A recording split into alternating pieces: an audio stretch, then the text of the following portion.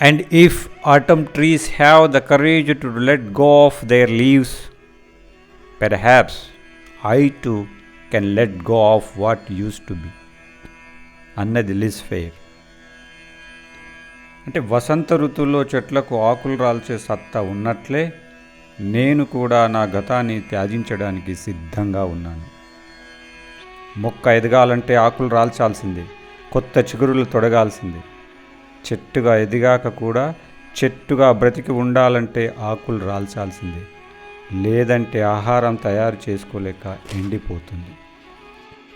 నేను కూడా నా అలవాట్లను, నా విధానాలను, నా చెడు సాహసాన్ని, చెడు ఆలోచనలను, కాలం చెల్లిన పద్ధతులను, చెడు కొలెస్ట్రాల్ను, చెడు వ్యసనాలను, చెడు ప్రవర్తనలను ప్రక్షాళన చేసుకుంటున్నాను. ఎదుగుదలకు అడ్డంగా మారినవన్నిటినీ త్యజించడానికి సిద్ధంగా ఉన్నాను. విజేతలు కూడా నిరంతరం ప్రక్షాళన చేసుకుంటేనే కదా తమ స్థానాన్ని నిలుపుకోగలరు.